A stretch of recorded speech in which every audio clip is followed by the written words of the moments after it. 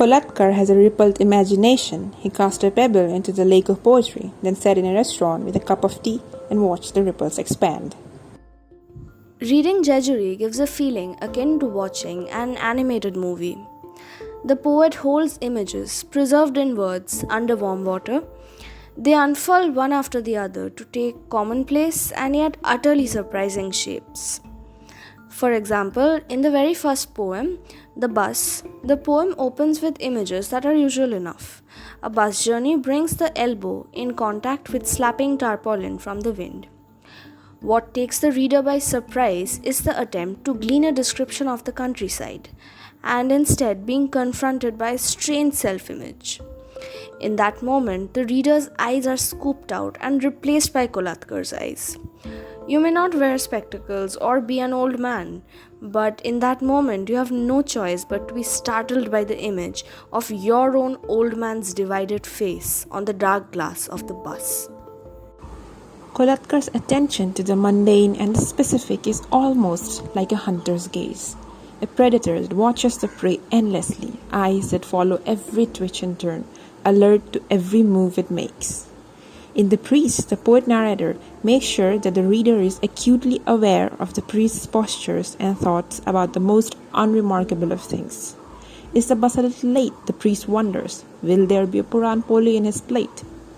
Kolatkar then expertly weaves this with the image of the priest's testicles constricting and reminds the reader of his hawk-like ability to pick out the smallest of movements, insignificant in the grand scheme of things but impossible to ignore when you were really looking. Kolatkar's poetics are constructed and driven by the act of looking.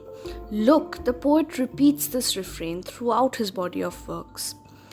The act of looking is intrinsic to the identity of the modernist flaneur poet, whose observing eye takes in unpoetic quotidian details and creates narratives out of them.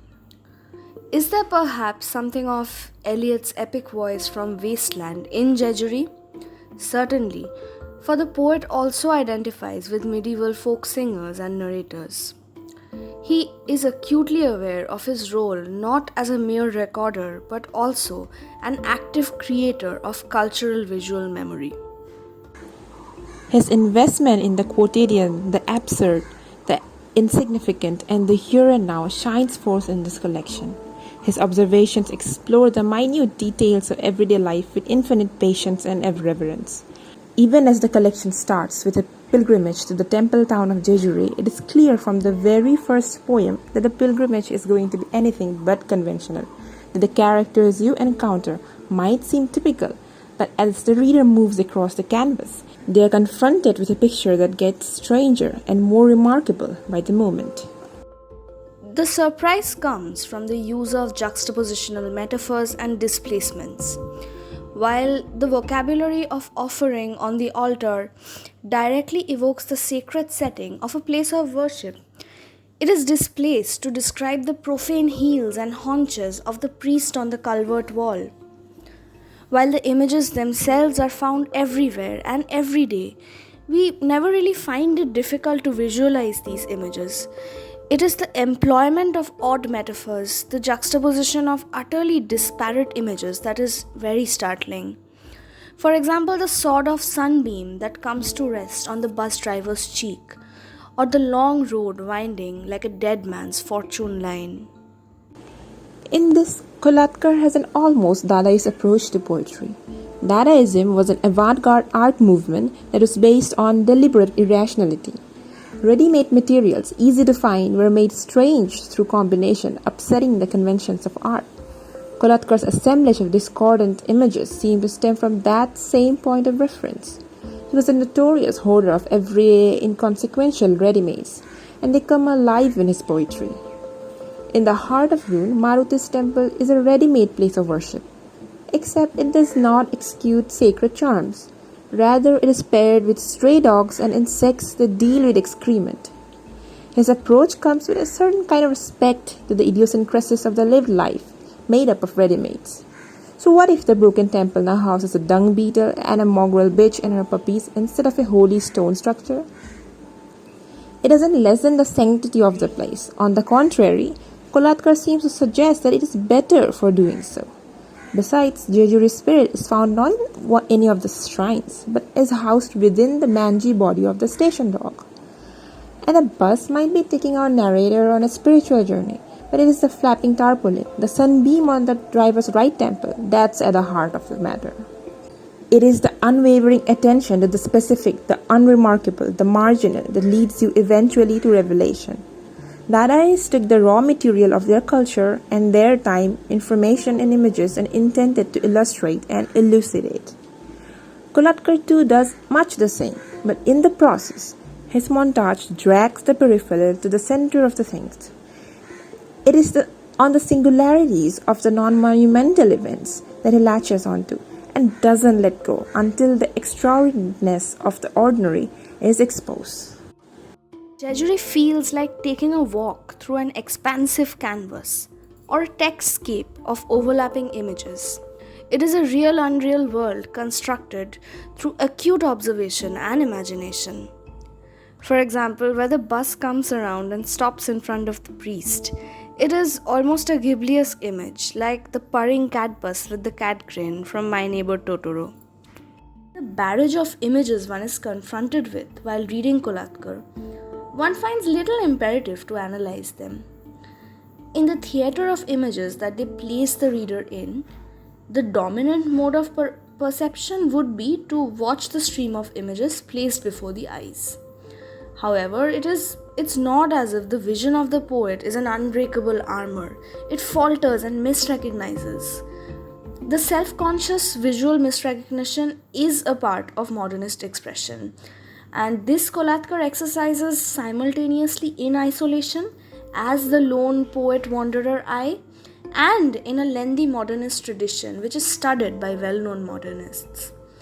The poet is not merely there to watch and document. He also aims to be startled by sudden images of an old man's split head or perhaps a double-headed old man.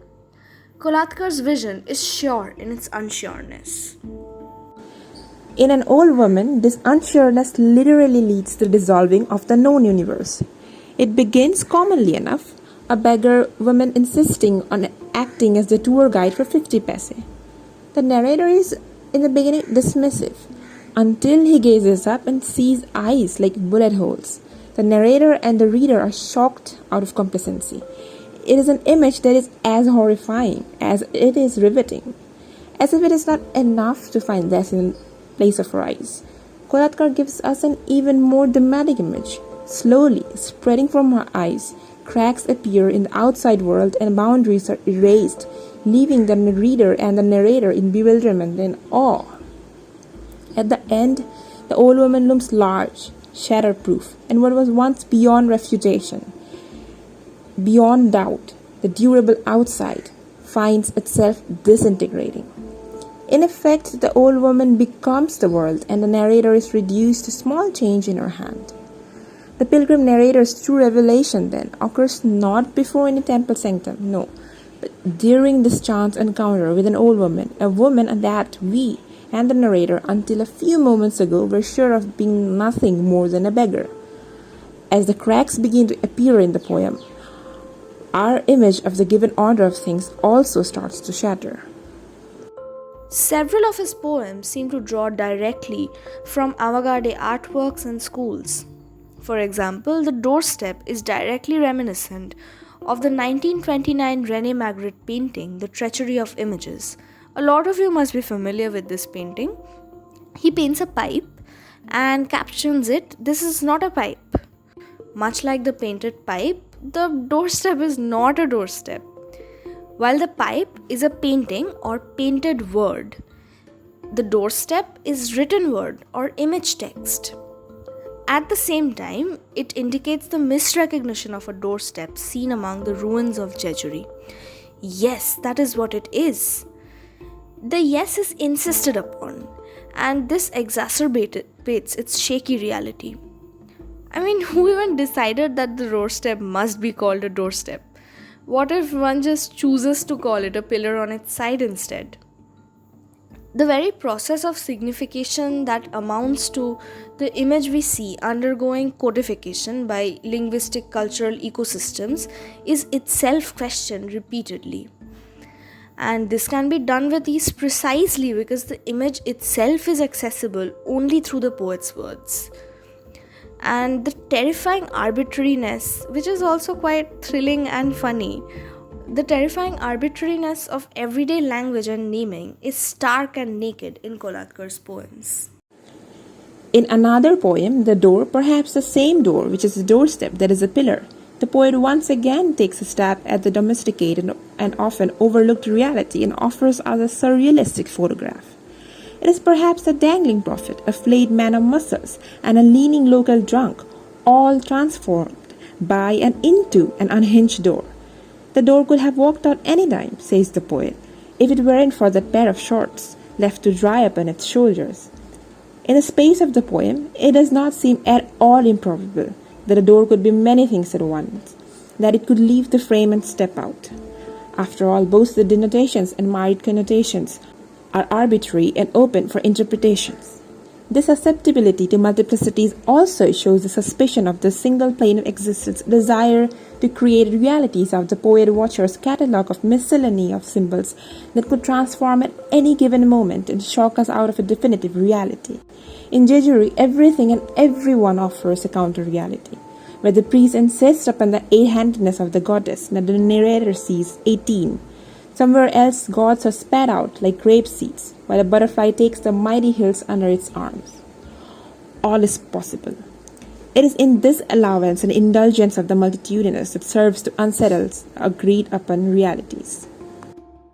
In the poem Water Supply, one finds a direct correlation to the fracturing of vision found in Cubist paintings.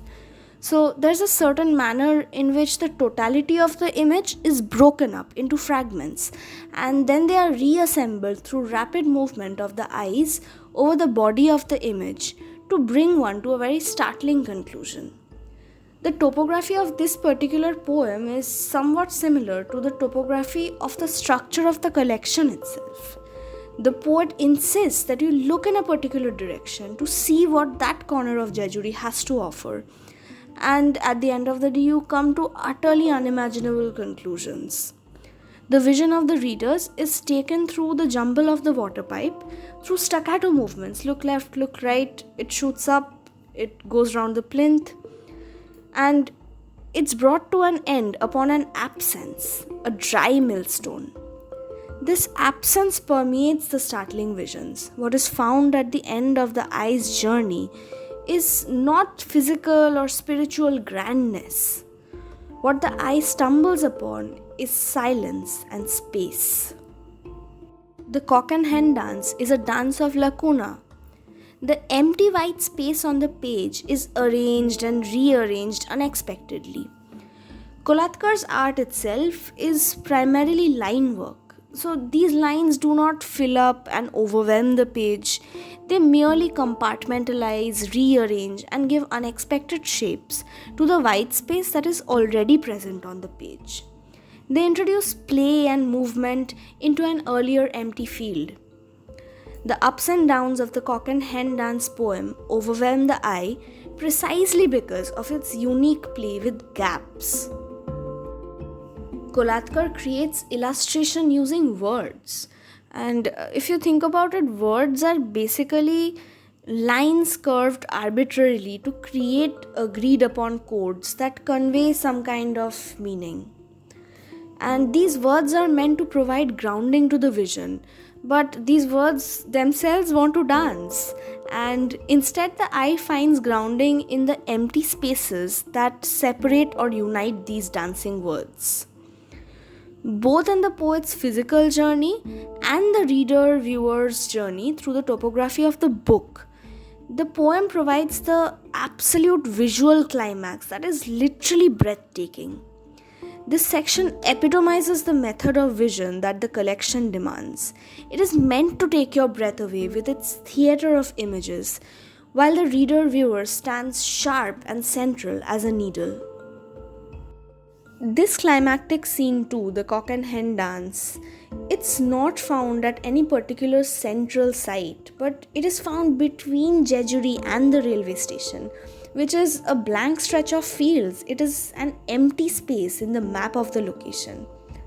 In a collection named Jejuri, where the Bombay poet is already beyond the pale of his regular map, the climax is chanced upon at a point that is once again outside the map of Jejuri.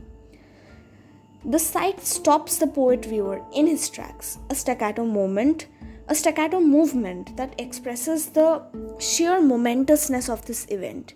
It is a singular visual miracle. He has stopped dead like a needle on a weight scale where there is nothing left to add or subtract. Once again, a mere line dividing blank space to give it meaning. And the poem is not placed at the center of the collection, nor is the dance located at the center of the poem itself. The dance is located towards the end of the poem, but not at the absolute end either. So the central climactic event is thus placed towards, but not at the absolute end of the collection. So while the needle standing in perfect balance may indicate the absolute centrality of the poet's eyes, in fact, the poet's eyes is in the margins of the field and the collection. It is watching from the margins. The collection concludes with the meeting of lines. And these lines were so far arranging the empty spaces of the textscape into rather slippery meaning, as we saw. So finally, we have the meeting of the railway lines and the setting sun at a point. And this point, just like the conclusion, is perhaps illusory because train tracks never meet, do they? And the sun is merely on its circular linear path and it shall rise again tomorrow morning. But for now, we are at the end, and it's really interesting to me that the text begins with a sunrise and ends with a sunset. So in the day that Jejuri takes us through, and in this walk through an expansive canvas where lines play around to give it meaning, that Jejuri takes us through, this point is perhaps the end, at least momentarily. Kolatkar's preoccupation with looking is by no means malicious or perverse voyeurism in the blessedness of the meek. He does not romanticize the small voices of history so as to reduce them to mere artifacts to admire from afar. Rather, his poetry is transformational. He engages with the messy, often unremarkable business of life. His theater of images compels one to take stock of the illusory, the accidental, the ephemeral, and the jarring nature of our existence.